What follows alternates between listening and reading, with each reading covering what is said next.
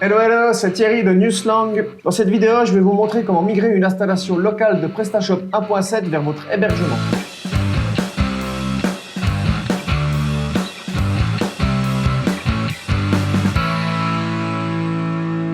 Si toi aussi tu aimes d'amour les CMS, PrestaShop, WordPress, le développement web, le web design, la SEO, n'hésite pas à t'abonner à ma chaîne pour ne rater aucune de mes futures vidéos.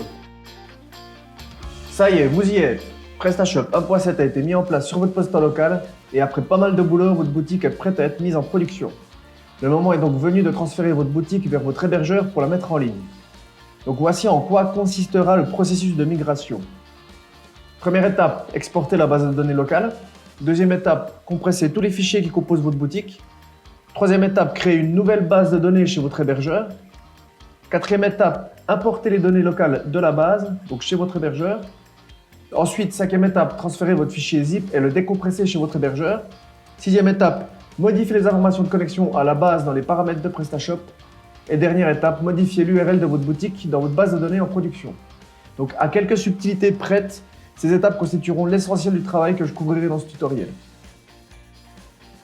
Pour commencer, quelques prérequis. Donc avant de commencer, il faut bien garder en tête le tutoriel que j'avais fait pour réaliser l'installation de PrestaShop 1.7 en local. Pour information, j'avais utilisé une installation de MAMP équipée de Apache, MySQL, PHPMyAdmin et PHP et une installation locale de PrestaShop 1.7.5.2. Donc pour ce tutoriel, je travaillerai avec exactement les mêmes éléments. En plus de ça, moi je vous conseille également de disposer d'une application de FTP pour gérer les transferts de fichiers. Dans ce tutoriel, j'utiliserai FileZilla, c'est actuellement la référence gratuite sur PC. Si vous avez un Mac, moi personnellement j'utilisais l'excellent outil Transmit, mais il est payant. J'en connais pas d'autres actuellement, mais je pense que si vous avez quelques dizaines de francs à lui donner, c'est un très bon outil. Notez également que j'utiliserai certaines fonctionnalités intégrées du FTP de mon hébergeur et que pour ce tutoriel, je migrerai ma boutique vers un hébergement Infomaniac. Donc infomaniac.ch, c'est l'hébergeur avec lequel je travaille pour la plupart de mes projets. Concernant votre configuration chez l'hébergeur, veillez à bien contrôler dans votre hébergement quelle version de PHP est utilisée. À la date du jour, donc 19/6/2019, la version de PrestaShop que j'utilise est la version 1.7.5.2. Cette version de PrestaShop est compatible de la version de PHP 5.6 jusqu'à la version de PHP 7.2 inclus. Par contre, elle n'est pas compatible avec la dernière version de PHP, la version 7.3.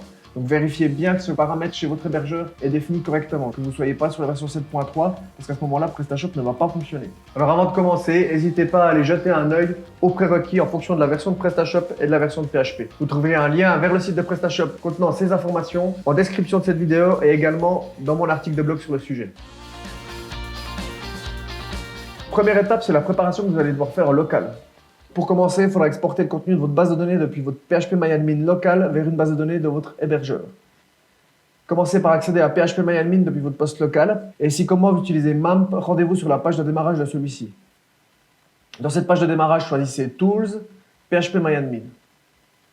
Là, vous entrez vos données de connexion pour accéder à votre base de données et sur la gauche, une fois que vous êtes connecté, vous verrez apparaître la liste de vos bases de données. Donc vous cliquez sur la base de données de votre boutique PrestaShop que vous souhaitez exporter. Et là, vous allez simplement dans l'onglet « Exporter ». Dans les options d'export, vous pouvez soit utiliser l'option « Rapide » pour faire un export direct de toutes les données, ou alors vous pouvez, si vous désirez un peu plus de contrôle, cliquer sur « Personnaliser ». Si vous choisissez de personnaliser l'export, vous aurez la possibilité, par exemple, de choisir un autre type de fichier que le fichier SQL. Vous pouvez aussi également, pour la sortie, choisir de compresser le fichier exporté, ce qui vous permettra, quand vous l'importez chez l'hébergeur, d'avoir un fichier un petit peu moins lourd. Moi, là, je mets toutes les options par défaut et puis je fais un export standard. Une fois que vous avez fait exécuter, l'opération se lance et puis le fichier se crée. En fait, il va se créer dans vos téléchargements avec le nom de votre base .sql. Ça peut prendre un certain temps, donc soyez patient. Là, sur le principe, vous pourriez simplement aller sur votre système de FTP, dans le dossier qui vous intéresse, et puis directement aller récupérer le dossier local où c'est que vous avez votre shop et le déplacer dans votre dossier chez votre hébergeur. Là, ce qui va se passer, c'est que si vous faites ça, votre FTP devra transférer des centaines et des centaines de fichiers. Cette opération par FTP peut être très lourde et très longue. L'autre point qui peut arriver, et là je parle d'expérience, c'est que certains fichiers ne se transfèrent pas correctement ou ne sont pas du tout transférés. Puis si vous arrivez sur votre boutique et vous voyez qu'il y a des erreurs, vous ne savez pas exactement ce qui s'est passé, quels fichiers sont manquants, vous devez refaire les exports, c'est vraiment la galère. Alors pour éviter tous ces problèmes, ce qu'on va faire, c'est qu'on va simplement compresser le dossier de votre boutique. Donc là, au local, vous devriez avoir votre dossier qui contient toute votre boutique. Chez moi, il s'appelle Shop. Vous faites simplement clic droit dessus et là, vous allez l'envoyer vers un dossier compressé avec le système de Windows où vous utilisez votre utilitaire de zip préféré. Chez moi, j'utilise 7-Zip. Une fois que la compression est terminée, ça peut prendre un certain temps parce qu'il y a quand même pas mal de fichiers. Vous vous retrouvez donc avec un fichier zip qui a deux grosses qualités. Donc, premièrement, comme je vous l'ai dit tout à l'heure, c'est un seul fichier à transférer. Et deuxièmement, il est considérablement plus léger que le dossier de base de votre boutique puisqu'il a été compressé. Donc là, vous allez sur votre système de FTP, vous vous rendez dans le dossier où vous voulez copier votre fichier zip et vous allez simplement le glisser à l'intérieur pour commencer le transfert. Une fois votre boutique transférée par FTP sur votre hébergement, on va gentiment attaquer la configuration chez l'hébergeur.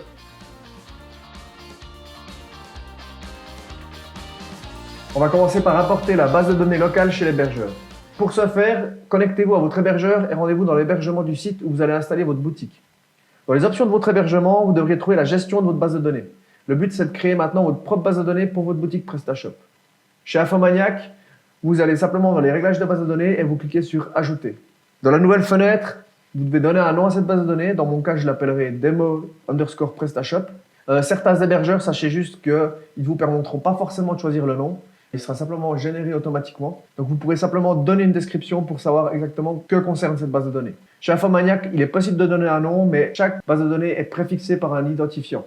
Cet identifiant est unique à votre hébergement et il est utilisé également pour les utilisateurs du FTP, les utilisateurs des bases de données, pour la plupart des informations que vous allez pouvoir gérer vous-même.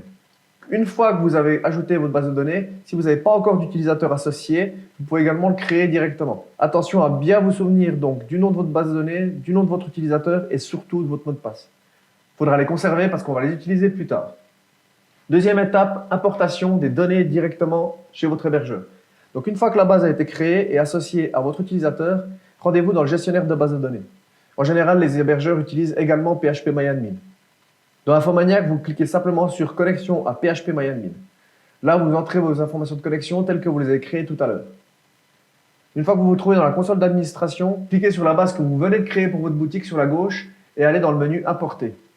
Là, cliquez sur Choisir pour récupérer le fichier SQL à importer. Ce fichier SQL, c'est simplement celui qu'on a exporté tout à l'heure depuis la base de données locale.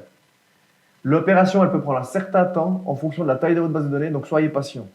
Une fois l'opération terminée, votre base en local a bien été migrée sur votre hébergement.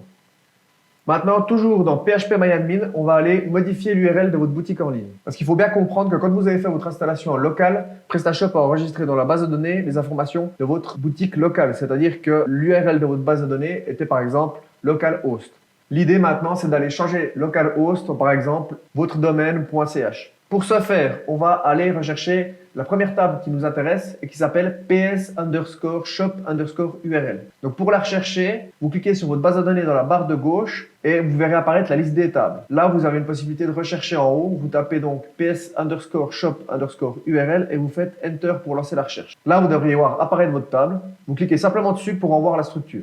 Vous ne devriez normalement trouver qu'un seul enregistrement renseignant trois informations importantes. Domaine, donc le nom de domaine HTTP de votre boutique. Domaine SSL, le nom de votre domaine HTTPS de votre boutique. Et Physical URI, qui est le chemin vers votre boutique depuis le nom de domaine. Donc dans mon cas, ma boutique, elle se trouvera à l'adresse https://lab.newslang.ch/shop. Sur cette base, moi, je devrais entrer les champs suivants. Donc dans domaine lab.newslang.ch. Dans le domaine SSL, lab.newslang.ch également, il n'y aura pas de distinction entre la version HTTP et la version HTTPS de mon site internet.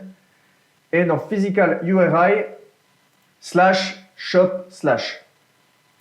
Dans le cas où votre boutique se trouverait à la racine de votre site internet, plutôt que de taper / quelque chose /, vous entrerez simplement /. Mais il est important de toujours saisir le / final.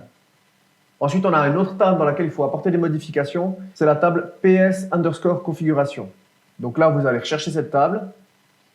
Et vous verrez, en fait, en cliquant dessus, en affichant sa structure, qu'elle contient des centaines d'enregistrements qui gèrent la configuration principale de votre boutique.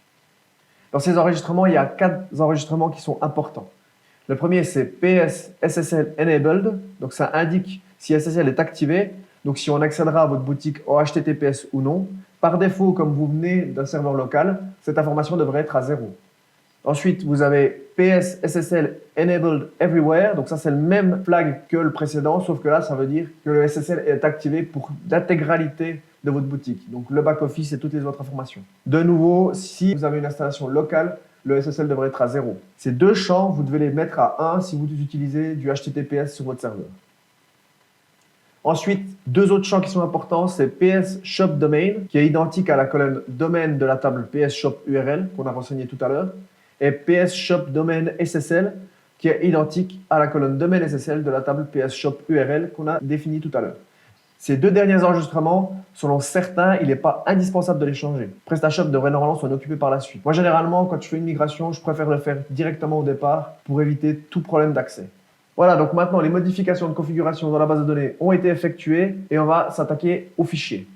L'idée maintenant, c'est de décompresser votre boutique sur le FTP. Alors, certains outils de FTP vous permettront peut-être de décompresser un fichier zip, mais FileZilla ne vous permet pas de le faire. Mais en général, la plupart des gestionnaires de FTP proposés par les hébergeurs permettent de faire cette action. Retournez dans la console d'administration de votre hébergement web et là, vous allez sur les informations de FTP. Là, je pense que vous devriez avoir, chez la plupart des hébergeurs, un système vous permettant d'accéder directement à vos fichiers par un gestionnaire fourni. Chez Infomaniac, il se trouve simplement là et vous cliquez sur Connexion au FTP Manager. Une fois que vous êtes dans l'interface du FTP Manager, entrez vos informations de connexion pour ouvrir une session et accéder aux fichiers présents sur votre hébergement. Là, vous vous rendez dans le dossier où se trouve votre fichier compressé et vous cliquez simplement sur ce dernier. Normalement, l'outil de décompression devrait s'exécuter directement et il va vous demander où vous souhaitez extraire vos données. Alors, souvenez-vous juste, lorsque vous avez compressé votre dossier shop en local, vous avez donc compressé directement le dossier. Donc, à la racine de votre fichier zip se trouve un dossier shop. Donc, si vous extrayez directement à la racine du dossier actuel ce fichier zip, il va de toute manière vous créer un sous-dossier shop. Vous pourrez, après avoir extrait vos fichiers, vous rendre dans le dossier shop et déplacer l'intégralité de son contenu à la racine si vous le désirez. Et ce genre d'action est très rapide sur un FTP. Voilà, donc maintenant vous avez extrait vos fichiers, votre boutique devrait être accessible. Alors, qu'est-ce qui se passe si vous tentez de vous rendre sur votre boutique? Normalement, vous devriez tomber sur une erreur 500. Soit ça, soit si vous avez le mode debug activé lors du transfert, l'erreur devrait être un peu plus claire. En gros, les paramètres de PrestaShop sont toujours configurés pour fonctionner avec votre base de données locale et non avec la base de données créée chez votre hébergeur. Donc, pour modifier ces réglages, accédez à votre boutique par FTP et allez ouvrir le fichier parameters.php qui se trouve dans app config. Donc voilà le fichier parameters.php à quoi il ressemble et vous pouvez voir qu'on a toujours les informations de connexion locale. C'est-à-dire qu'on a database host qui est à 127.0.0.1, donc local host, database name qui est à demo shop, database user qui est à shop admin, database password qui est toujours au mot de passe de mon ancien utilisateur. Alors maintenant, si on désire que PrestaShop se connecte à notre base de données sur l'hébergeur, il faut rentrer les informations de votre base de données que vous avez créée tout à l'heure. Donc, database name est le nom de la base que vous avez écrite tout à l'heure. Database user, le nom de votre nouvel utilisateur. Database password, son mot de passe. L'information importante également, c'est database host. Par défaut, donc c'est local host en local, mais sur un hébergeur, c'est rarement le cas. Donc, surtout sur un hébergeur mutualisé. Vous devriez pouvoir trouver cette information dans la console d'administration chez votre hébergeur. Chez Infomaniac, si vous allez dans les informations de base de données, vous avez l'autre qui est indiqué en haut dans l'entête. Une fois les modifications appliquées, vous pouvez enregistrer ce fichier. Si vous utilisez FileZilla et que vous avez modifié le fichier directement depuis FileZilla, en retournant sur l'application, celle-ci va vous demander si vous voulez transférer les modifications. Vous pouvez simplement faire oui. Alors, vos paramètres de connexion à la base de données sont OK, l'URL de votre boutique est OK. Maintenant, on va accéder à notre boutique pour voir qu'est-ce qui se passe. Il est possible, voire même très normal, que vous ne puissiez toujours pas accéder à votre boutique immédiatement après cette modification. Donc voilà deux erreurs que vous pourrez rencontrer. La première, c'est Error Too Many Redirects. Donc, si la page vous renvoie à cette erreur, ça signifie que la configuration définie dans votre table PS Shop URL crée une boucle de redirection infinie. C'est-à-dire qu'à chaque nouvel accès à votre boutique, celle-ci redirige vers une page incorrecte qui tente elle-même de rediriger vers cette même page et ainsi de suite. Donc, cette erreur m'est arrivée à plusieurs reprises. Vérifiez bien les informations saisies dans la table PS Shop URL. Donc, je répète les points importants. Domaine et domaine SSL sont en général similaires et représentent votre nom de domaine sans HTTP ni HTTPS en préfixe et sans slash en fin de chaîne. Et Physical URI doit représenter l'accès à votre boutique à partir du nom de domaine. Si vous êtes à la racine, un simple slash suffit. Sinon, il faut entrer le slash de départ et de fin sans le nom de domaine. Par exemple, slash shop slash. Si tout vous semble correct, n'hésitez pas à aller vérifier également dans la table PS Configuration que le SSL soit activé ou désactivé en fonction de votre utilisation. Si cette erreur persiste ou alors si vous avez une autre erreur de type objet non trouvé ou erreur 404, Également assez standard, ça peut venir du fichier htaccess de PrestaShop. Ce fichier, il est généré par PrestaShop et il s'occupe de toutes les redirections de votre boutique. Donc, utilisation des permaliens, restriction d'accès aux pages admin, etc. Du coup, là, vous avez toujours le htaccess qui est défini par rapport à vos réglages locaux. Donc, c'est pour ça que vous avez peut-être cette erreur. Ce qu'il faut faire, c'est accéder à votre boutique par FTP et à la racine de cette boutique, supprimer le fichier .htaccess. Une fois que le fichier a été supprimé, si l'accès à votre boutique ne fonctionne toujours pas, allez dans le back-office de votre boutique. Pour ce faire, tapez simplement le chemin vers le dossier d'administration tel qu'il existe dans votre boutique. Par exemple, /admin 123xyz. Normalement, vous devriez pouvoir accéder à votre back-office même si l'accès à votre boutique ne fonctionne pas. Et là, le but sera de recréer un fichier htaccess propre sur la base de vos réglages en ligne. Donc pour ce faire, rendez-vous dans Paramètres de la boutique, sous Trafic et SEO. Dans cette fenêtre, allez sous Configuration des URL et désactivez le mode de réécriture d'URL. Ensuite, cliquez sur Enregistrer. Une fois l'enregistrement effectué, activez à nouveau ce mode pour forcer la réécriture des fichiers htaccess. Une fois cette action effectuée, votre boutique devrait être accessible. Donc vous devrez avoir une boutique qui est en ligne et qui fonctionne à merveille. Si ce n'est pas le cas, n'hésitez pas à me contacter en commentaire pour me détailler votre problème. J'ai moi-même découvert plusieurs soucis au fil de ce tutoriel, donc la version de PHP, les problèmes de redirection, etc. que j'ai documenté ici. Mais si vous deviez trouver une autre spécialité non répertoriée, je suis à votre disposition pour tenter de vous aider à la régler. Pour plus d'infos sur le sujet et le web en général, vous pouvez toujours consulter mon blog sur newslang.ch, newslang.ch/blog. Voilà, j'espère que cette vidéo et mon article seront assez clairs sur ce sujet. Si vous avez des questions, comme toujours, n'hésitez pas à me laisser un commentaire sur YouTube ou alors directement sur mon blog. Merci beaucoup d'avoir regardé cette vidéo.